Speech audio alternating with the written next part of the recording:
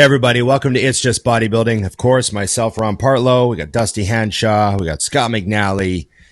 Remember to like, share, subscribe, comment, and ring the bell. There we go. Okay. And of course, remember, Mutant supports us. They love the show. They help us out. So go to IamMutant.com to buy your subs. We'll get all of our, begging you to support the show stuff out of the way right up front. And go to IamMutant.com, get your ISO Surge, get your all-in pre-workout, get your gear. Everybody should be on the gear. Remember that.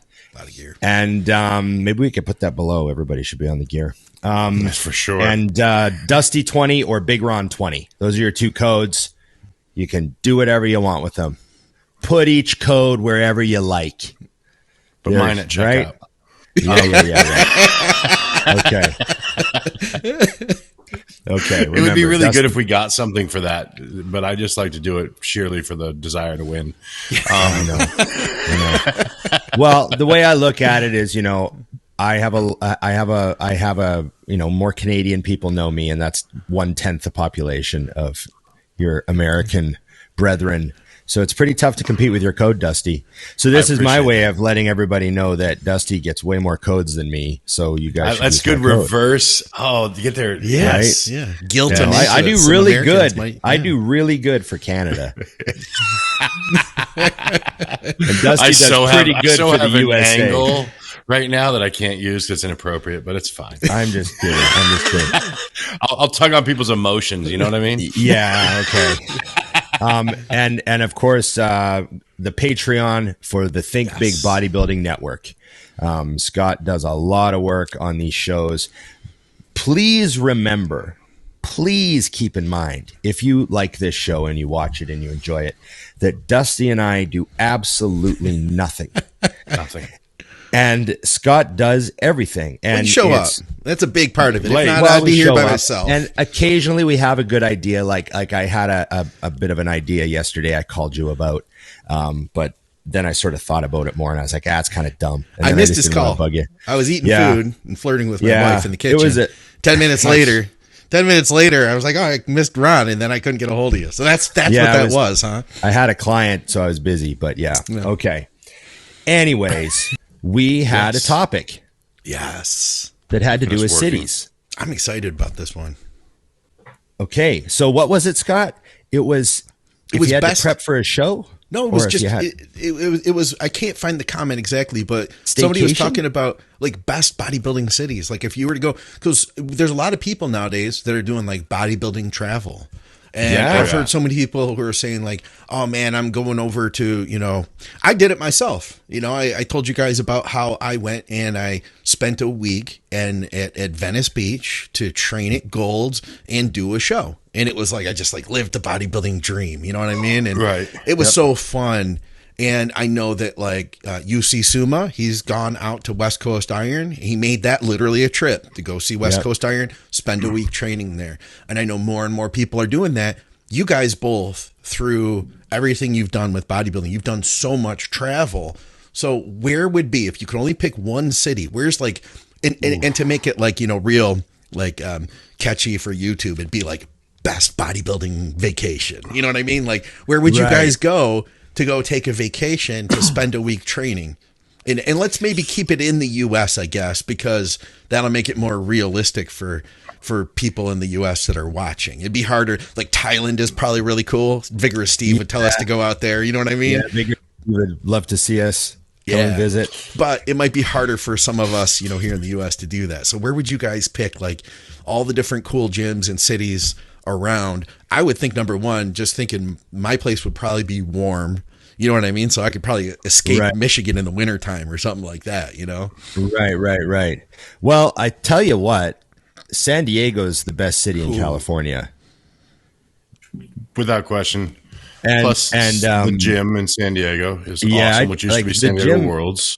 The gym in San Diego is a great gym, and I like San Diego, and I've had good experiences in that city, and I've been to San Diego 3 times, and I was just really liked it there. You know what I mean? Whereas like LA, I'm like, oh God, I kind of feel like get me out of here.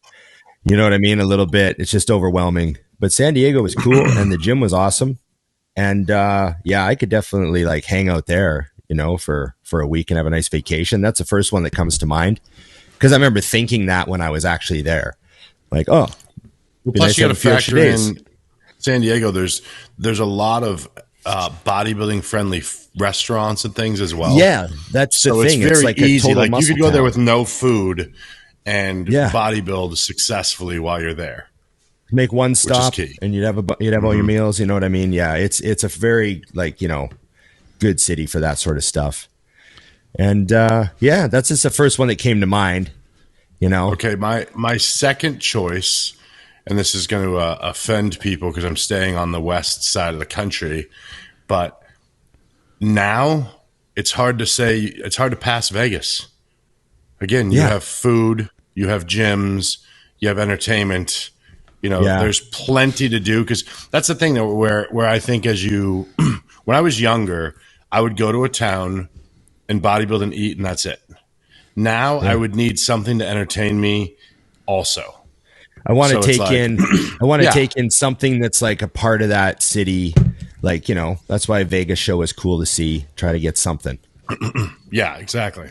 Yeah. Vegas is cool for that. Plus with Vegas, there are so many different cool gyms that you can go to, you know? Oh yeah. There's a lot of good places.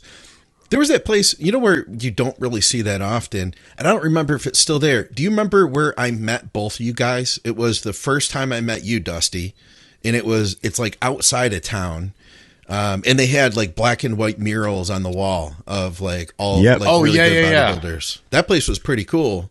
But yeah, was that Muscle Factory 2? No, remember this sign? The sign said hardcore gym, but that was like an old gym sign that wasn't theirs. Yeah. God, we were training. Like Muscle Factory sounds right though. I know, but I don't. For some reason, I think it could be, but I don't remember. Yeah. Oh, I remember that. And who did we train with that day? We trained with your other friend, the guy that's got the dogs. Matt or no, the bald head guy. Oh, Jake. Yes. Yes. We trained with Jake. Yeah. Yeah, because he had his dogs with him. Yes. Yeah. Gosh, what was that? I cannot remember the name, but yes, I remember. It's a small gym. Jay pops in there sometimes. He's on the wall. Yeah, for a long time, that was like for that first year, I felt like everyone was kind of stopping in there. But now it seems like the amount of gyms in Vegas allows people to like bounce around quite a bit. Which would be fun for vacation too, you know? Like, oh, for sure. Go check this place out on this day and then go over here for that day. And then, hey, maybe on Thursday, I want to go back to that first one because it's going to be great for legs or, you know what I mean? Something like that. Yeah, for sure. But yeah, those are my knee-jerk quick ones.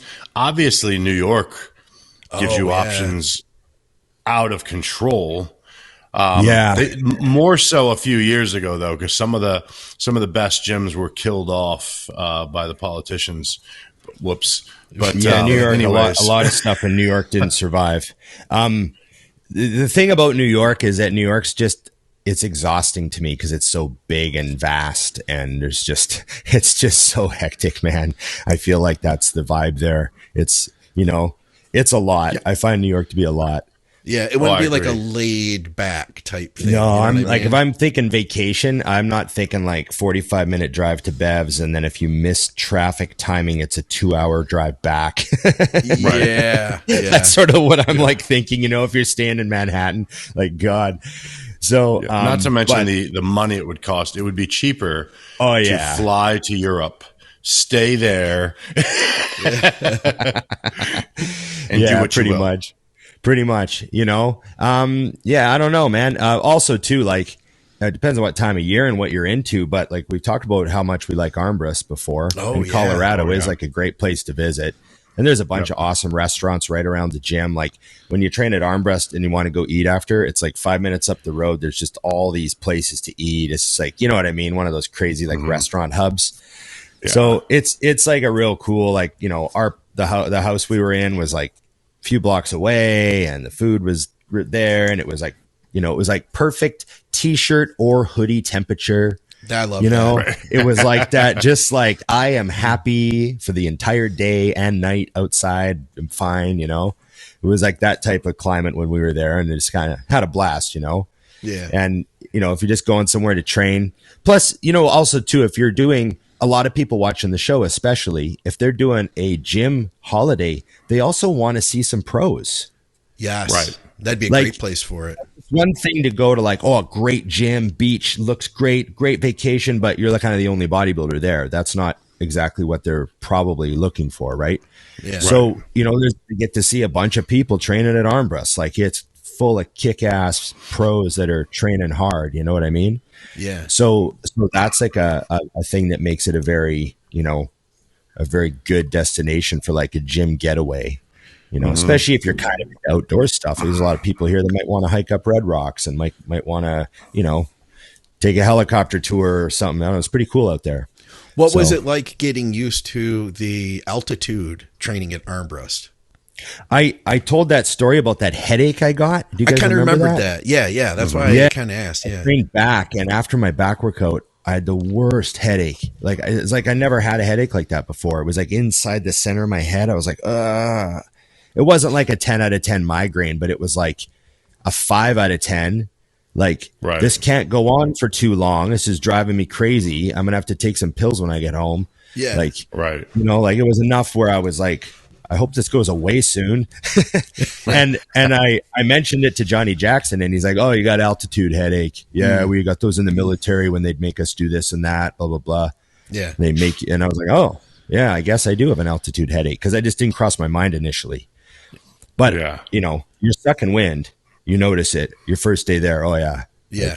Like, doing one-arm rows. And, you know, one-arm rows are kind of like doing 2 sets in a row. You know how they're like extra cardio? Yeah, I hate that. I remember doing one-arm rows, and I was like, oh, my God. That left arm is different. Whatever the second arm is, you're screwed. How come I got 12 and 6? All right. So let me ask you then, if you could go to another country, let's say outside of the U.S., where would be the place you guys would both go? We're going to answer the same thing, I think. Yeah. I think I know Dusty's answer. No, I don't. I don't. Well, I mean, It's closed. I think the gym scene in the UK is just awesome. Done. See? I just love going to the UK to train, and yeah, it's awesome. And I'd love to go visit more of the gyms. It's just, it's hard. There's a lot of great gyms that aren't in London or Birmingham, right? Like if you want to see Nathan's gym, you got to go out to Liverpool, and that's like, you know, a little bit of a hike. If you want to see, you know, if you want to see Anth, you got to go all the way up north. It's like far, you know? So like it's I want to make that trip out. Though. Yeah. Anth's gym you know, that's like a Costco of gyms. Yeah, all those Ultra Flexes look awesome. So did I tell you guys I'm going to see Cuba? No, you did. You mentioned I'm going to see back. Cuba. Yeah, when I go to FIBO, I'm going up to Rotherham to see Cuba, and we're going to have a workout and shoot a mutant on a mission. That's perfect, Nice. man. And I tried, you know, with the schedule and the budget, I tried to get, you know, see if I could also go up, you know, another 3 hours or whatever to Anth, but it's just too far to make it on this trip. So that's definitely in my back pocket though, because, you know, I'd love to go see him too. So gonna go see Cuba and get an episode. So it should be fun. Ultra Flex. Cool. So you know, I told Cuba he better be at his absolute strongest if he wants to train with the 2-plate monster. You know. Said, be careful. I'll pull my shirt up and show my abs. Yeah. Be careful. If you 4-plate me, you're getting the ab shot. That's all that's happening for sure. So we'll see. I gotta message him again. We got to decide what we're going to do. It's kind of coming up now. It's almost that time. So when is FIBO? How many weeks? It's like another, I guess I'll see Scott there. Hey. Yeah. Like 10 days, is it now? Something like that. Yeah. Well, I leave on the 9th and FIBO starts on the 13th. Whew, yeah. Wow. So it's coming up. Yeah, it's coming up fast. Coming up. But there is a place that we did kind of mention. And I think if Emily was coming with me and we were going for like kind of a, you know, we wanted to go for a vacation, but also wanted it to be very gym centric and gym friendly. Thailand is absolutely on the list. Yeah. Because it's the one main Asian place that I haven't been. I've been to Japan, I've been to Hong Kong, I've been to China, I've been to Malaysia, Indonesia, I've been all over, but I would really like to see Thailand. So that would be a possibility for sure, because then I also get the beach element, which is what she's all about too. Right. So that would be, and it would be like, there's like some relax time and, it's fun. Right. Yeah. So yeah, that would probably be on my list, my personal list now at this point in my life. You know what I mean? Right. I've heard some of the Asian gyms are very different. Not in Thailand. I think they're very, Americanized. I think it might have been Korea, because I knew this guy who he became a pro basketball player. I knew him from the gym at Powerhouse, and he moved. I think it was Korea, and he was telling me I could be wrong, but I think it was Korea, that he said when you go to the gym, you would actually have to go and check out the weights you wanted to use. Like there would be an attendant and you'd like go to a little window or whatever, a locker area. And you'd be like, hey, I want the 35-pound dumbbells. And then you sign a slip or whatever. You take the 35s with you and go do what you're going to do. That's terrible. I can't remember. It might have been China. It might have been That's China. funny. It sounds like China. Yeah. that sounds like a very CCP sort of way to run a gym. That's funny. I can't even imagine. I would go check out the 200s just to watch the guy pick them up. Yeah. Actually, dude, I just need the 40s. Never mind. My bad. Cart. Yeah. I do remember when I was in Taipei, in Taiwan, I shot an episode at like a kind of a small hardcore gym called People's Gym. Yeah. But the night before that, I went to train at the gym that was attached to the hotel because it was close. Mm-hmm. Yeah. Right. It just said you have free gym access at the fitness center below. So I went downstairs and walked around the front to the fitness center, and I walk in and it's like a big, like really like tons of money fitness club. Like, like whatever you call them down there, right? Lifestyles or whatever the big company is down there. Yeah. Lifetime. It's like you walk in and it's like fancy, like there's like 100 treadmills and it's like huge. And but it was crazy. It was like it had a cool vibe. They had like disco music on, like it was like poppy, like it was really, really over the top, like poppy disco, sort of like almost, I don't know, anime sounding music, just cranked. Okay. And then as you walked down this main strip down the middle of the gym, as you walk, the floor lit up. Oh, wow. Like wherever you step, the floor lit up. So like you walking down the passageways, the floor was like lighting up. It was really crazy. And there were like disco lights and all this stuff. And it was just funny. And everyone was just staring at me. I was probably still 300 pounds. Yeah. And, right. I'm training arms. I remember I went in and trained arms, and everyone was just like, holy crap. And yeah, it was pretty funny. And they had like, they had like a row, probably had 20 of those things where you shoot hoops and the ball comes back down. You shoot hoops. Yeah. You can just infinitely shoot hoops, but you can use like the medicine ball. You can just like, they have like rows of those, and people were just on them like constant. It was funny. It was a totally different gym experience. That was like one of the gyms where I walked in. I was like, whoa, what's going on here? This is fancy. Yeah. I think one of the coolest like foreign gym experiences I had was in Belize. So this was like 2016, I think. And I went to Belize, and the first part of the trip was to Cape Hawker on a little island off the coast. Just absolutely beautiful and tropical, and what you think of when you think of like scuba diving and stuff like that. And then the second part of the trip, we went back to Belize City, rented a car, and we drove all the way over to the Guatemalan border, a little tiny town called San Ignacio. And we went over there because there's like a bunch of like, it's a rainforest and there's like cave exploration, all sorts of crazy stuff over there. Beautiful. One of the funnest trips I've had, actually. One of the coolest places I've been. And we get into the town. It's a small town, and we're driving around, and there's this building. It's on the second story. You walk up a flight of stairs. It was called the Muscle Hut. I was like, I gotta check this place out. I told myself, I'm not going to work out this week. It's not a training week, but I gotta go in and at least like take a tour. So I come in and I meet the guys who work there and stuff, and they both look like men's physique guys, though nobody competed there, and they look good. Like one of the guys had abs. You could tell one of the guys who worked there, he was like the guy. You know what I mean? Right. He was the one that everybody else, like, he was the fit guy. Had like the hard part, you know, good abs, like tight men's physique look, and you know, so I walk around and they're like, you know, you're going to work out. And I was like, all right, tomorrow I'll come back. Well, I'll get a workout in. I was like, if you guys want to work out with me, I was like, we'll train some shoulders. You know what I mean? I was like, keep it simple. Right. Nothing I'm going to get hurt doing. Of course, like we went balls out crazy with it. Yeah. So I come back and they're like, we're going to try it. They come back and that, like, everybody was at the gym when I came back. Cause I was like a bigger guy. They told all their know? friends. Yeah.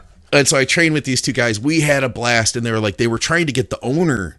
I guess they had two gyms. I think one of them was in Belize City, and he couldn't get out. But he was like going to come out because he wanted to meet me or whatever, you know, just because like I was a foreigner who was a bodybuilder that was in town. And like I had the absolute best time. Like these guys were so cool. And we talked for like an hour afterward. And I asked them all about like where they get, like, because they don't have like big grocery stores. Like their grocery store is like the size of a large 7-Eleven. You know what I mean? Right. Yeah. And then they had like open air markets where you could go and get like, you know, they had like a great fresh butcher and fresh eggs and all sorts of avocado. Like, I mean, it was all super clean food.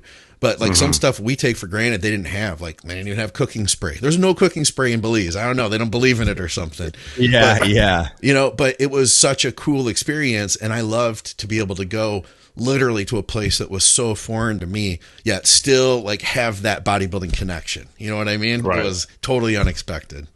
That's really cool. I remember, I mean, I've had several experiences similar to that. You know what I mean? Like when I was in Taipei to film the episode that we shot there, I just trained with this competitor that was from the gym. Yeah. And this guy that lived there that was actually from England, but he was like a transplant. So we trained together, and they were just the two members that the owner hooked me up with. The owner's like, you could train with these guys for the video. They can represent our gym. You know what I mean? and the one guy didn't really speak any English, right? So it was we just had the language of training. Like we just had like, come on, let's go. You know, like it was kind of cool because like I didn't know these guys, and it was just all about like turn the cameras on. We're about to train shoulders, and you just and I just like briefly met them. And the one guy, like I said, didn't really speak English, so like and now I just on. But you're all like in it, and I was leading the workout, and they were just going as hard as possible. And they were like cranking out laterals, and I started spotting them giving forced reps, and they both just fell right in line, and they were spotting each other giving forced reps, and it just like, it was just cool. Though, like the workout went really well, and then afterwards they just hand me a bubble tea. Like I didn't even know what a bubble tea was. Like I never had a bubble tea. I'm not the type of guy that orders like anything that isn't just black coffee. Right. So I'm holding a bubble tea and I don't know what I'm drinking, and they're all like, drink, like, so you're kind of like, and you're like, oh, it's pretty good, like, but it was just funny when they just want to give you stuff afterwards, or like, they just hand you food and you're like, oh, I don't know what this is. I've had that happen, like stuff like that. But it's just all part of like, the really neat experience of going to places where, like you said, you don't have everything in common, but you have the gym. Yeah. And it was like I made best friends that day. You know what I mean? Yeah. I know exactly what you mean. Man, the humidity, training in a second-story building, it was like 7 at night, just in the rainforest, no AC. Whew, I'll tell you. Yeah, man. What was the hottest workout you ever had? Like most unbearable? I think the winner for me is easy, but that's just because I was training in a gym in August in Arizona, and their air conditioners were out. Right. So they had the best part was they open up the doors. They're not garage doors. They're doors, as if that's doing anything. Yeah. I'm like, I think you're just letting more heat in. And it was brutal, but I will say it was awesome because the only people there were people who loved to train. Like you weren't, if you were like a Yeah. weekend person, you knew they'd have those because there were multiple units. It's like, all right, whatever's wrong isn't like the unit is out, something else. Like, because not It's all big. the air conditioning units die. Oh, You know what I mean? Okay. So yeah. it's like tomorrow this will be fine, okay. but Yeah, today yeah. it is not. And there were still like 15, 20 people in there just tearing it up. And you know how that works. It almost makes you train harder. So it would have you been get that it would have thing been in your 110 in there. It was like 110. Oh, easily. Easy. Yeah. Yeah. And I mean, but there was power. So like it's not nearly like dropping into Metroflex. Because like the fans are working. So it's hot, but it wasn't like, I didn't consider it like when I look at like a Metroflex gym and I see like a fan in the corner. Yeah. That's only helpful for you if you're in front of that fan. Right. That's a different thing. And you got to worry about shrapnel coming up off the ground and stabbing you because of the fan. Yeah. It's just a different thing, So my hottest experience is like a spring day compared to what Ron's experience training. No, that's pretty brutal. Like I imagine a room that's not set up for any airflow with no AC and that temperature. Nothing can beat the Metroflex. Well, Metroflex technically wasn't the hottest I've ever trained because I remember it was 115. Right. And I just looked up. I remember I had a workout in Malaysia at a gym and it was 48 Celsius, which is 118.4. So that's technically the hottest. And I trained back that day. Yeah. And I remember I remember just, it was miserable, but I didn't want to not train. So I made myself do barbell rows and all the guys from the gym were watching me. Yeah. The guys from the gym were watching me. Like the guy that worked the desk was like over there watching me train. And it was pretty funny. This was way back, like when I was young. But that was pretty brutal. And I remember thinking, like, I can't stay here very long. Yeah. Because, if I stay here, because I was just, like, I didn't have a plan, right? And I remember thinking, like, I can't work out here for 2-3 weeks. Like, these workouts are going to suck. This is brutal. Yeah.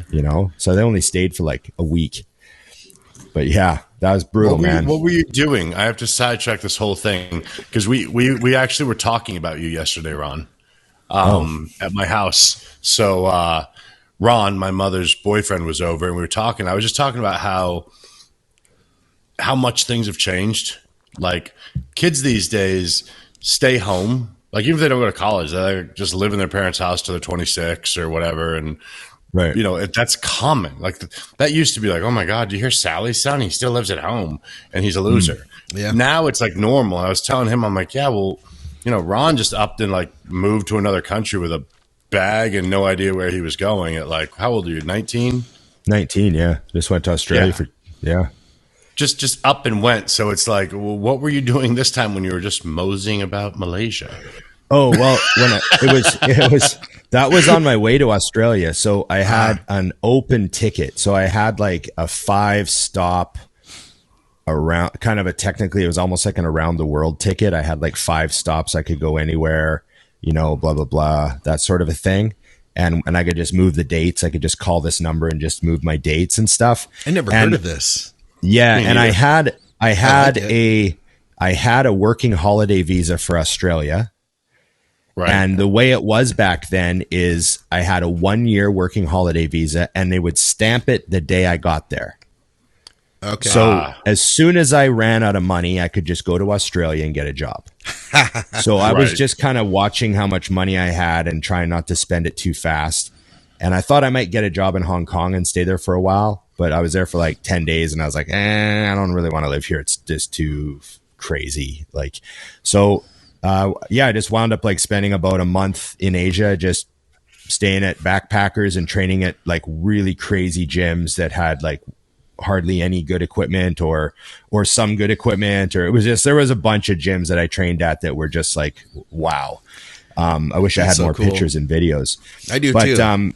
Yeah, I went through Hong Kong and I went through Malaysia and I was in Japan for a day and that was just too expensive. So I got the hell out of there. Like I learned a lot of lessons for a day. I got to Japan and I was like, oh, I got to get out of here. Like I'm going to be out of money in like a week.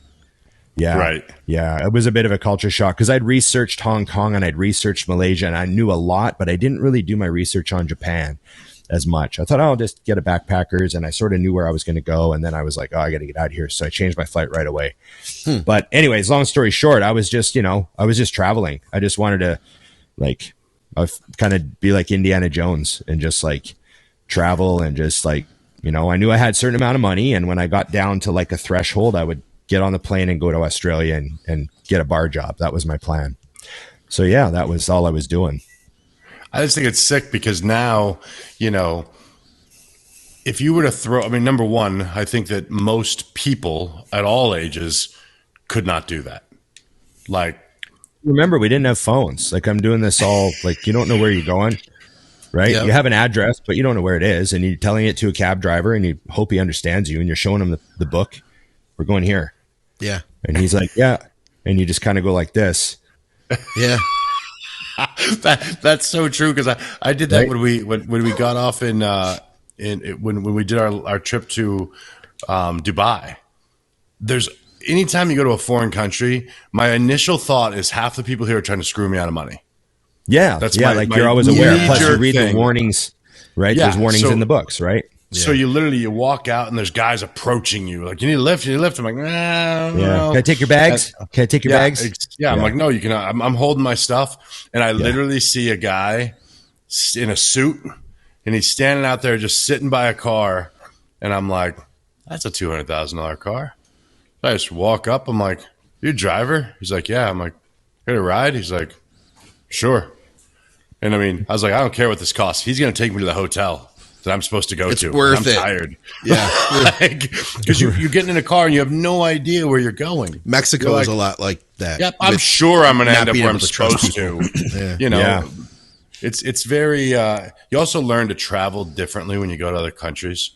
Like, I think in the future that will be more of a G-Shock watch trip and a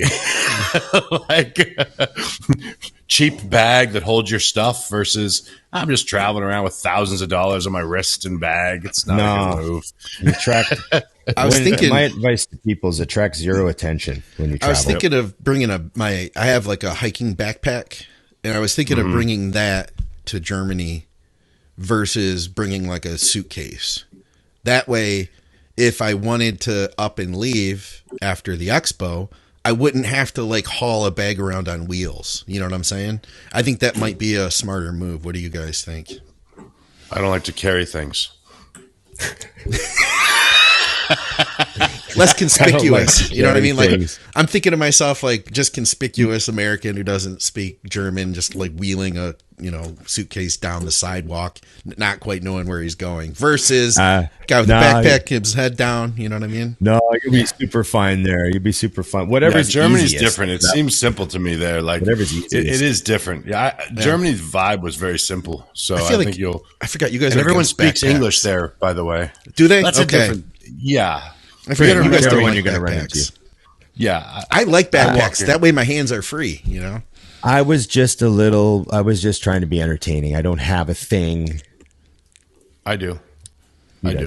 Dusty legitimately doesn't. We got questions, guys. We should probably. You're not 12.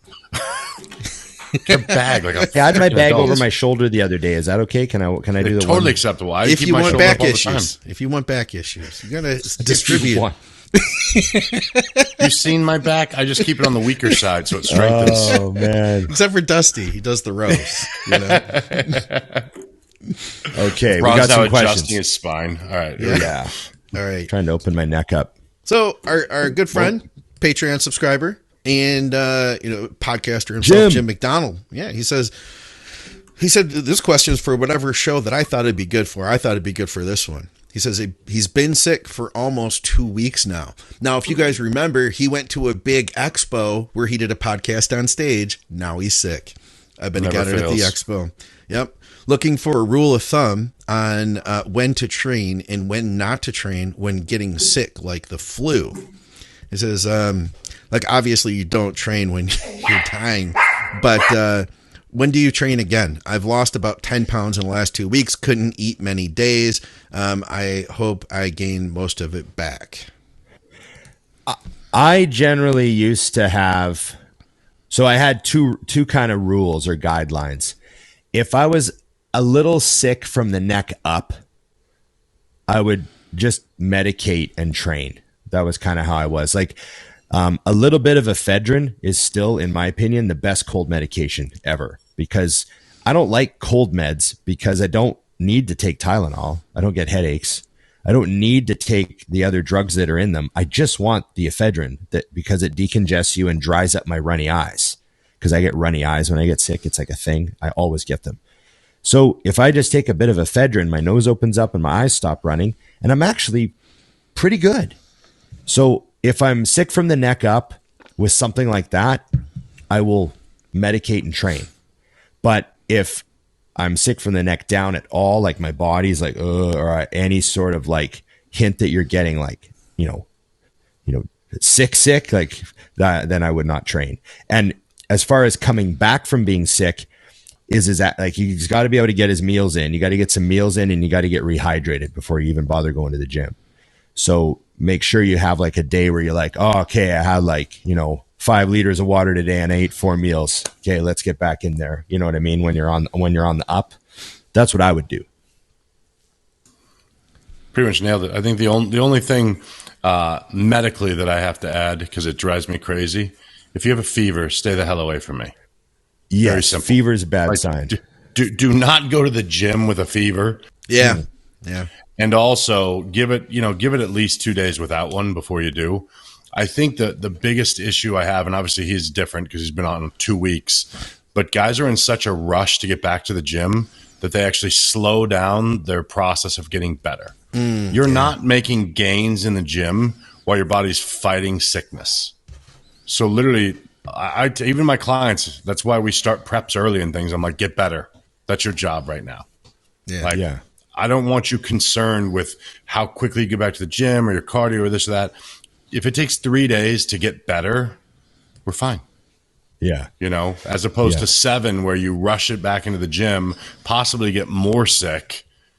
You're also going to the dirtiest place on the planet. So consider that. Also, keep in mind that when I say sick from the neck up, I don't consider a fever here sick from the neck up, because that's technically your whole body temperature. So you're exactly. But the good thing about a fever is that most people who have a fever don't feel that great, so they probably won't train. You kind of help. It's kind of self-fulfilling that way, because you just feel you can't make a fist. You got that if you have any of that, don't. It's weird. Those people are in such a rush to train. I just got the hernia done, and I come back. I got the hernia done on a Wednesday. The following Tuesday was when I met with the doctor, and he looks at it. Everything's good. And I said, he's like, do you have any questions? I said, yeah. Can I walk on an incline? Mm-hmm. And he's like, yeah. And then he immediately realized, he obviously knows I'm a bodybuilder, but he's like, you can lift, but you don't want to lift like you. And he starts going into this whole thing. You could curl, but I wouldn't curl more than 50 pounds. And I had to cut him off. I'm like, I'm fine to not train at all. It's because he openly admitted, I want to heal properly. When bodybuilders come in, they're so obsessive about training, they will risk the entire surgery. Yeah. Because they're in a rush to go. I told him, I was like, just tell me the number. He's like, 4 weeks before you lift. Done. I will not touch a single lifting motion for 4 weeks. It doesn't bother me at all. I've even had people ask me oh, it's gotta be hard to be out of the gym. I'm like, I've been in the gym for 20 years. I'm fine. Yeah. Doesn't bother me at all. By the time I can get back into it, I'll be excited and ready to get going. And experience tells you that the changes are quick. Literally, some of the best changes in my career after being in the game for a while was after an injury. Your joints are going to rest so good. The rest of the little things that were bothering you, just the little aches and pains are all gone too. Yeah. Get back in the gym, you're like, oh, this is I'm young again for a week and a half. Then it's back. But anyways, right. Here's one to follow up to that, Dusty. Question for Dusty. I'm getting an umbilical hernia repair next week, and I'm a little worried about the scarring and stuff. Would he mind sharing his experience both times, and what tips, if any, to minimize scarring and aid healing? Scarring is minimal, especially umbilical. Shouldn't be at all. The biggest thing I would suggest, in all honesty, which is probably too late for him, but have a plastic surgeon do the surgery. They're obsessed with what it looks like. So that is very key. But my first one, I did not have a plastic surgeon do it. And my entire career that anyone who is following this watched, I had 3 hernias repaired before it started. So there's your answer on the scarring. You didn't even know I had them.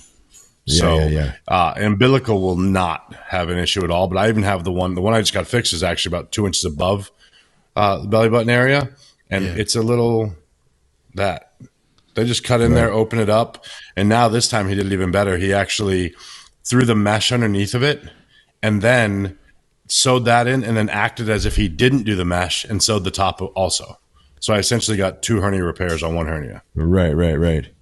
So yeah, you don't have to worry about your scarring. You'll be fine unless you go to a hack. So okay. Ron, what is the best MTV Unplugged concert? He said, I love Alice in Chains, but Nirvana, etc. What do you think? There were some great ones. Pearl Jam did a great one too. So did Oasis, if you're an Oasis fan. If you appreciate that era, which I did. Somebody mentioned Sting. I didn't see that one. Oh, yeah. I don't remember seeing Stings. Wouldn't surprise me, though. Sting's awesome. Yeah, I mean, you know, what's the best? I mean, the Nirvana one is like the most legendary one, obviously, you know. That's also the acoustic guitar that he played in that concert is the most valuable guitar in the world. It sold at auction for, I think I told you it sold at auction for $6.4 million. That's right. Yeah. No biggie. So, no biggie. Yeah, that acoustic guitar. Yep. But I would say, like those are kind of the top ones. Alice in Chains and the Nirvana one were like the really, really big ones. But Pearl Jam's was great too. Yeah. There's a few. I mean, that was a cool series they used to do. I really liked that. You know, and then it sort of got less and less unplugged. Yes. Like, you know, like, I mean, Kurt like plugged in, you know, he had an electrical pickup in his acoustic. It wasn't mic'd, so it was kind of not really unplugged either, but they got less and less unplugged until it just basically became the band playing with normal instruments, but they're sitting. That was kind of the only difference. Like, it wasn't really unplugged by the end of it. Nirvana, you know? or MTV sitting.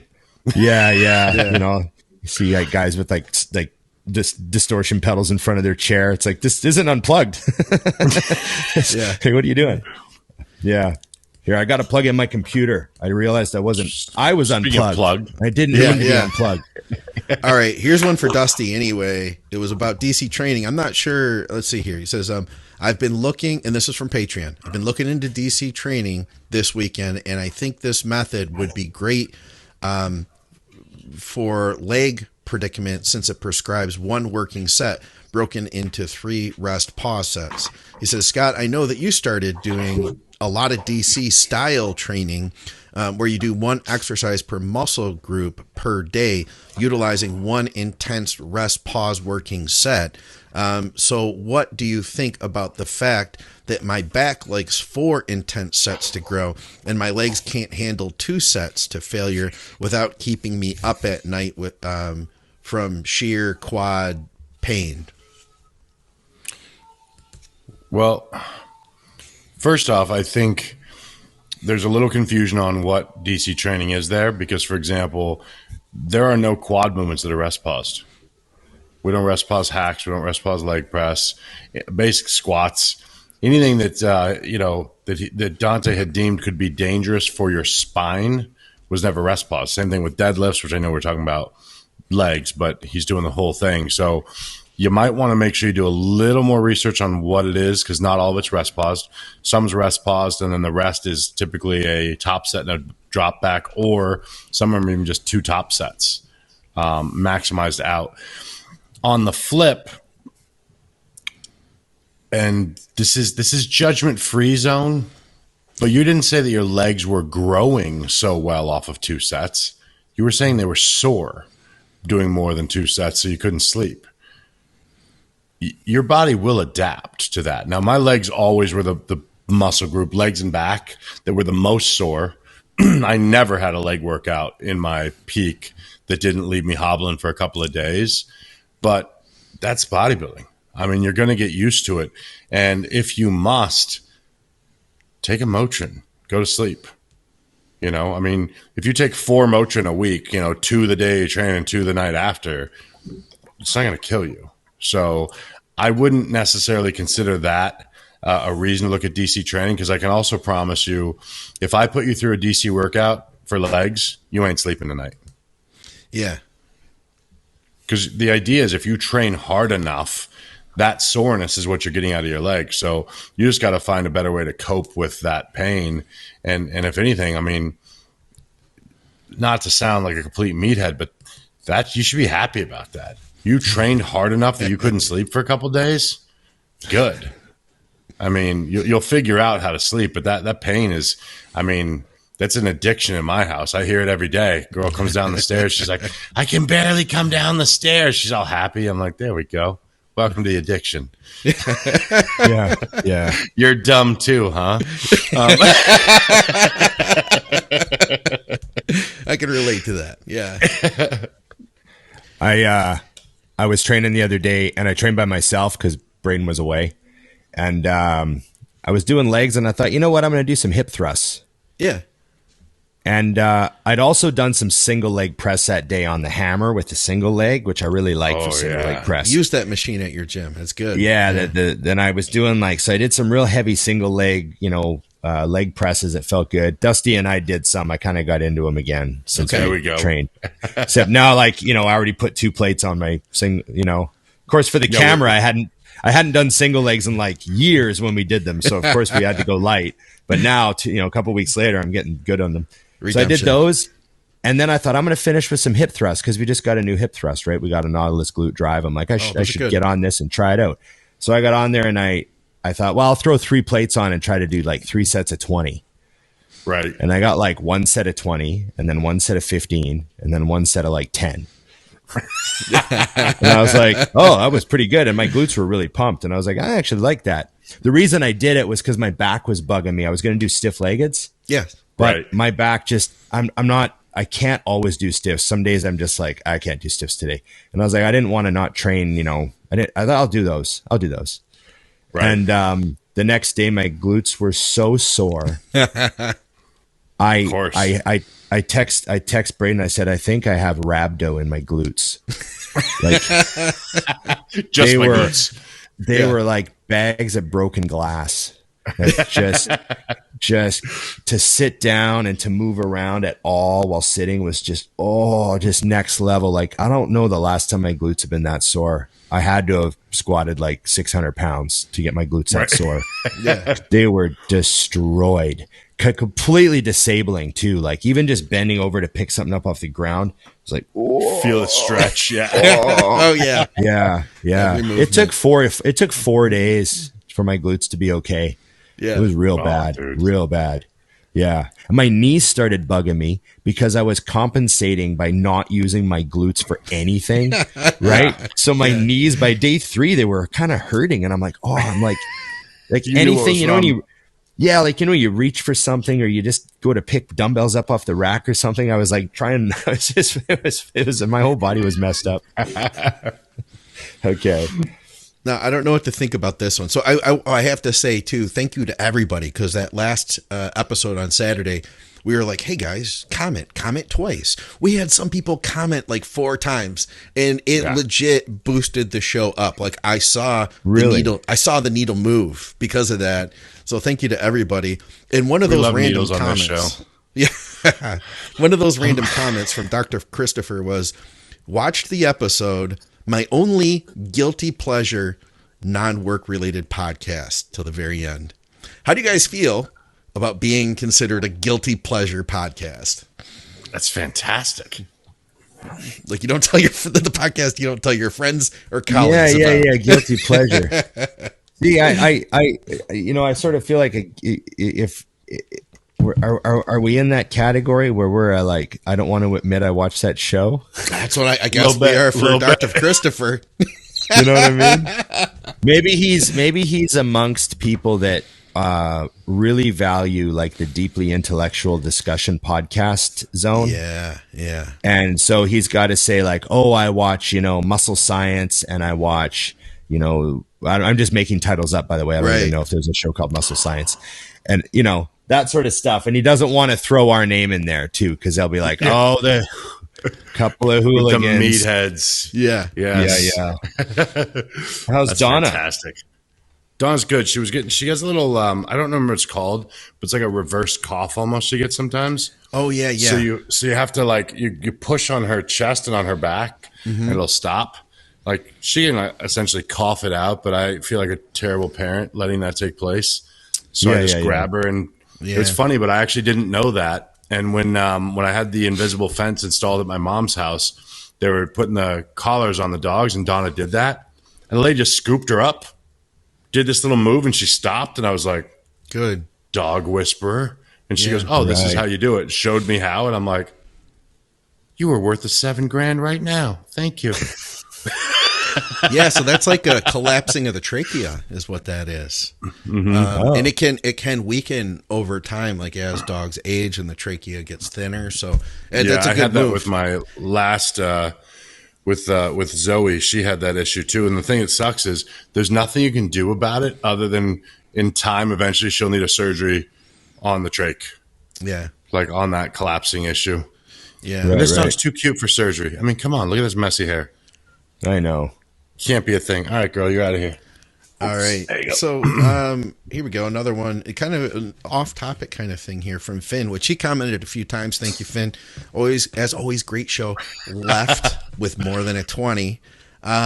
Question for all of you: are you good with wearing odd socks? Can't do it. Absolutely not. Is that my daughter? Yeah. God. I'm really pissed off right now because my buddy came back from LA and he brought me. He goes, I was in one of those rock shops and I saw these, and he had a pair of Nirvana socks. Oh, nice. Right, they're just black socks. They get the yellow happy face on them. Right, they say Nirvana. Oh, yeah. And I'm like, oh, fucking awesome. So he gave me a pair of Nirvana socks, right? And right now I have one Nirvana sock in my drawer. Oh. And the other one did not come out of the laundry, and I don't see it in the laundry. So I'm like, where is that other sock? I know it's got to be in a pant leg somewhere. I'm going to put on a pair of pants, and it's going to come out the bottom or something. You'll be so happy that day, though. Yeah. In the meantime, I'm having a hard time. Every time I open the drawer, I see that one Nirvana sock, and it's just a little bit of rage. Yeah. Runs through me, just a little bit of current from my head right into it's enough to well, that's a thing. You can't even do that with like regular socks though, Scott. So the girls come downstairs on the regular with two different socks on. Like blatantly, and they're in shoes, and I can see them. But it's not like a fashion thing. It's not like an intentional fashion thing. Oh no, it's just they're too lazy to put their socks together. Okay, yeah. I could see if like the socks are matching brands, and they do one red and one blue, and then they also have a pair of Jordans, and they do one red and one blue. Yeah, you better be strategic about it. You can't just claim that it's on purpose after I call you. These are just random. These are just random socks. So I complain. All the time. I'm like, listen, you're not homeless. You have the other sock. Ron's going to judge you. Like I'm judging you. So I talk all this trash. Well, all of a sudden, I noticed one day the oldest is like, look at this, matching socks. I'm like, she's hearing me. It's working, right? Then the youngest. Then I get a little groove and I'm getting excited. All right. The socks are matching. Then I go upstairs one day, and there's Nikki putting their socks together. They do their own laundry. I'm like, it was you. And that's it. So, but the socks match now, so it's good. I'm glad. Taylor, you hear that? Socks got to match. I'm yelling upstairs now. I can't take you seriously if your socks don't match.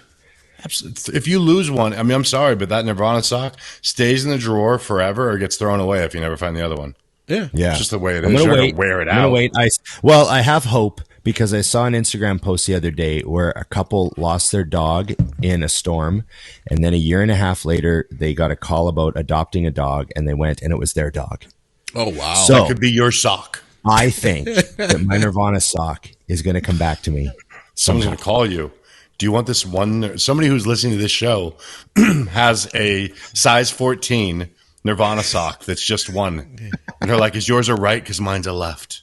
Yeah. All right, so we've talked about this before, but we have to address it again because this is Comfy Sweats. She is one of our biggest followers. I don't like saying fans, so I'll say one of our biggest supporters. Yeah. There we go. Biggest watchers of the show. Yes, she actually listens. She's a client of Victoria's. Audiophile. So she listens on audio, but she comments on YouTube because she knows that it'll support the algorithms. Oh, jeez. Okay. Yeah, she says, question for the next podcast. I'd love to hear you talk about your favorite ways to deload. Planned, unplanned, total week off, just reduce volume, etc. I usually just wait until something hurts. Not the greatest strategy. I know we've talked about this before. So Comfy Sweat probably should have heard that, but that said, she missed that episode. I must not have been on, so she didn't care to listen because it was just you guys. Well, yeah, there's our advice now and what we actually did. That's how I see it. Which is two different things. Two different things. And what did I actually do? I took a week off before I started my prep. Yeah. Just to be fresh. And then about 4 weeks after the show, after you've blown up nice and you put all the Dairy Queen to work, I would take another week off the gym just to rest. And pretty much the rest of the year I trained balls out as hard as I could all the time, which was probably dumb.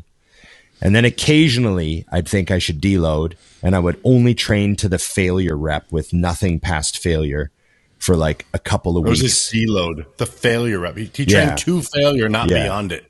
Yeah, so that was that's how I did it. Yeah. But since then, I've tried a few things since then, as a retired bodybuilder to deload, just using prep weights for perfect sets of 10 and just doing a couple of perfect sets of 10 with prep weights on an exercise and then moving on. I've done that several times, and it really feels good if you've got nags or something. You can do that and they'll go away. You can get stuff to clear up and still move some weights and get a pump and stuff. I'm not it's not saying I perfected it, but I'm a lot more comfortable with that stuff now to get through, bridge gaps, I guess we'll say. So you know what the problem with our show is? Well, one of the many is that, yeah, really, you think there's one. So she's going to have less clarity by the time we're done answering this question than she came in with. We're making it worse. Stop talking. So my advice is ask Victoria what to do and ignore us. No, because here's the thing.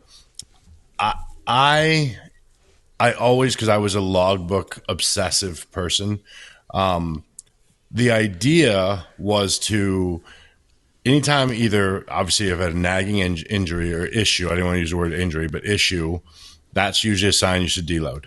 The other side is if any of my lifts started dipping or not getting stronger, I would take a deload.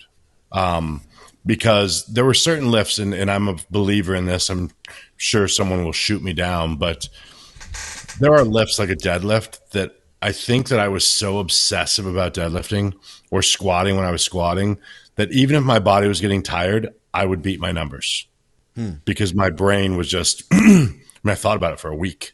I would be thinking about deadlifting. Oh, next week's deads, and be obsessive. I remember that. Find a way to beat your numbers. So other lifts. So for example, my pressing would decide deloads. Oh, okay. Because I couldn't just will it up. I wasn't very strong in those movements. So if I would have 2 weeks in a row, basically 2 weeks, which could be up to 3 pressing days in a row where 1 or 2 movements didn't move or even regressed, I would do a deload. But the problem was I wasn't good at deloading because I'd go in for 2 days and deload, and then on the third day I'd feel good, and then I'd just blast again. So to get out of my own way, I used to just take a complete week out of the gym. It was the only way for me to not find out I felt good one day. Mm-hmm. And then it was like, I'm like a child. I can't not go. You know, say you're back on chest, the movement that you needed the most, and the deload was feeling light and your shoulders are feeling good. You're like, oh, screw it. Let's go. And your deload was like a day and a half long. It didn't really help. So that was how I did it. But I tell my clients the same thing. I'm like, if you're not good at training light, don't train at all. And then when Chris took over my nutrition, he would tell me to go in the gym, but my deload would be train hard as hell still, but only do 70% of the volume. Yeah. That was the only way I really knew how to deload. So I could still train as hard as I wanted to, but if I was training, say I was doing 10 movements, I'd do 7. And that seemed to help also. So instead of like 6 working sets for a body part, you do like 3 or 4. Yep. Do 4. Yeah. Yeah. Exactly. Okay. That works. Oh, the question we had about travel at the beginning, it was it was from, this was the original question. Alex Lifts. I kind of took it and felt creative, and I turned it into a bodybuilding thing. But I did want to mention him because he said he was a long-time listener since the Advices radio days. He said that was a better name, in my opinion. Whole story to that. But he says, just wanted to ask what you guys think was the best city traveled. Doesn't have to be outside of the U.S. Your favorite city and why. So I'll ask you guys, you did say San Diego is like the nicest, best weather. Would you guys agree with that? And also, I want to say shout out to him for listening for literally all these years. That's freaking cool. Yeah, thanks, Alex. That's awesome. So not just a gym holiday then, but just the best city. Yeah. Oh, man. I took it a creative step further. You know what I mean? You lied. Yep, lied. Hey, Scott, don't let the truth get in the way of a good story. That's what I always say. There you go. Exactly. Yeah. Don't let the truth get away of a good YouTube idea. Exactly. That's a lot of that's I think the theme for YouTube in general, right? It became a question that Scott had. Okay. Best. Oh, so here's what's tricky. As a self-proclaimed American, I just love everything here. But my trip to Australia was probably the greatest trip of my life. So if I have to peg it, and I guess I got to break down a city. Can I call the Gold Coast a city? Yeah, you could say Gold Coast. Yeah, you could say the Gold Coast. I loved it there. Yeah, the Gold Coast, Australia is just awesome. And I stayed there for a month easily without blinking. Like we were only there for like a week and a half in that area, and it was amazing. What's so nice about it? It's just I lived there for a whole, I lived there for the first year I lived in Australia. I was right on the Gold Coast. It's just everything about it is there's the beach. It's super modern. There's great food, endless amounts of great food. There's a huge variety of the type of area, like Surfers Paradise is like ultra touristy, but then you can just go up the coast like 20 minutes and you're in a different suburb and it's way more like not touristy at all. And you know what I mean? So there's a huge variety. There's tons of great gyms. My buddy John owns a bunch of world gyms. He's got World Gym Ashmore, World Gym Surfers. There's all these world gyms up there. Tons of places to train, lots of bodybuilding. When we were talking about the holidays, the reason I didn't say Australia is because Emily already came with me once. Yeah. And I took her to the Arnold with me when we went to Melbourne, and then we went up to the Gold Coast for a week and we saw the whole thing, and I showed her where I used to live and work and all that. So we did that one. So that is actually my probably number one bodybuilding holiday would be the Gold Coast. You already did it. Yeah, but I already did it. You know what I mean? So that's a huge recommendation to anybody who wants a great bodybuilding holiday. The Gold Coast is just amazing. Don't be stealing mine just because you answered it all. No, I know. What's yours? But you just nailed it. Yeah, I'm just now you have to come up with a different one because you called my San Diego earlier. Yeah. Oh, did I call yours? So is that yours? Is San Diego going to be yours? I was like, it's going to be Vegas. Yeah. No, as far as just cool trips, like I also kind of want to go back to Budapest one day because that was one of the trips that I did for a Mutant on a Mission where, he took us to see some stuff the next day before we flew out. And I was like, damn, I wish I had a few more days here. There's like some castles and shit I want to go see. Oh, yeah. There was like, we went and saw some really cool stuff, but there was another like level of cool stuff that I would have wanted to go see if I was still there. There's like, I kind of want to see a bit more of like the medieval stuff, some of that stuff left over from like that time is really interesting to me. So, next time I go, if I ever get time in Europe, I would go see some of that stuff. They have a good AK factory there. I'd like to check out. Good AK factory. Yeah. Yeah. Oh yeah. They're very anti-communist in Budapest. They had enough already. One more question that we had here, or actually it was just a comment, and it was from Chris. He says, I'm going to FIBO on Sunday. Can't wait. Will you both be there the whole day? So it is a question, I guess. I most likely will show up early, right when they open, when it is hopefully not so crowded. P.S. Don't know much about Cologne, but if you get to Heidelberg that week, I'll be happy to be your tour guide. Chris, a longtime supporter of the show here too.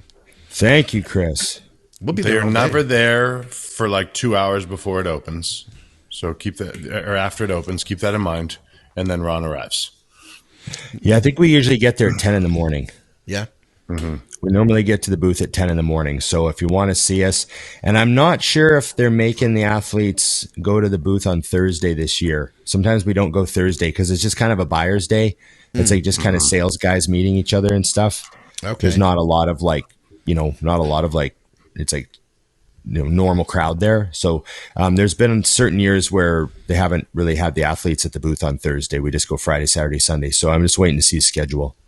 Wow. So, yeah. I mean, this is a long expo too. Like the Olympia's 4 days, right? Yeah, Olympia's 4 days. And it's 10-hour days too. Mm-hmm. Wow. And it's going to be big. Days. It's going to be, this is like a really big expo too, huh? Oh yeah. Yeah. It's the biggest one, the biggest fitness expo in the world. I'll be excited seen to it see. about pre 2-year takeoff. Yeah. It was even more, it was completely absurd before. Yeah. George Last year it was still thin, so we'll see how it goes. Yeah, George had said that like the Arnold, was bigger this year than it was last year, and he was like, it's just going to keep going back now at this point, like picking back up. So I'll be excited because I'll be excited to see what bodybuilding the crowd is like there. Would you say, Ron and Dusty, that the crowd that shows up to FIBO is similar or different in any ways than like what you get at, say, Columbus? Yeah. Totally different, because way different. Really? So the thing about Cologne, Germany is it's a hub for not only Europe, but the Middle East and Asia. Okay. So you're going to see a whole bunch of people that are there from China to do giant buys. Like there's all these, like the sales guys are going like crazy at FIBO, right? The distributors are all there. There's guys coming in. Like I know a guy from Life Fitness. He sold last year. I saw him in the hotel. I'm like, how was the day? And he's like, I sold 1,000 treadmills to a dude from China today. He's like, pretty nice haul. Pretty good day. Yeah. Orders 1,000 treadmills and you sign off on the order, get a little, I don't know if the guys do commission, but he seemed like maybe they do. He was pretty happy. He was having a steak. So yeah, like, it's like that. It's not just fans lining up to sign stuff. It's like a big commerce-y type of an expo. Yeah. So you got guys from China, the Middle East, all the European countries. You'll see, Spain, Turkey, everybody coming in. So it's a really Greece, Italy, lots of accents. Everyone sounds different. It's a real like super blended crowd. It's not like when you're in the UK and everybody sounds British, Yeah, okay. It's crazy. It's a wild mix. So this will literally be then like nothing I've ever been to in my life. You know what I mean? No, like, yeah. So Friday will be very German because it's all the German people. But then the Saturday, Sunday crowd, that's when you get like all those other people, it's really crazy. Wow. Yeah. Yeah, it'll be fun. I'm excited. That's all the questions we got, by the way. Yeah, I'm excited too. FIBO's going to be good, Yes, it is. Also, Scott, little pro advice. Yes. The night before your trip, check to see if you can upgrade. Yeah. You can typically, if there's upgrades available right before a flight, you can upgrade for a very reasonable amount. Okay. And trust and believe, laying in a bed for the long haul is worth $500. Okay. I'll keep that in mind. You know, I don't go crazy. I always just break it down, Scott, by the hour. So I'm like, how much am I willing to pay per hour to be in more comfort? Yeah. I do that the same in the States. Like, I don't fly first class always, but I always check and see what the number is going to be. And it's like, you know, I'm not going to pay $200 an hour to be more comfortable because they already put you in good seats. But, you know, for say 50 or 75, done. Yeah. I could see that. Yeah. I'm a little nervous, honestly. Like I wasn't nervous going to England. I don't know why. It's the same. It's different. It's different. It's not nervous in a bad way. I'm like excited nervous. You know what I mean? I don't know. Yeah. No, it'll be man, good. It'll be good. The first time I did it, I'd never traveled. Like when I started traveling with iForce, I had never traveled out of the country. Okay. I just like hop in, and then you end up you know, we were a smaller company, so I was flying like more stops and things, and I'd end up in some airport. I'm trying to read signs I can't really read. Yeah. And you realize you just know what to do. I never ever had a problem in any weird country finding where I needed to go, getting there on time. Yeah. You know, it was a little intimidating. You get off there and you're like you said, immediately in your brain, you're like, I don't even speak the language of these people. And then you look up and read the sign. You're like, I can't read that sign.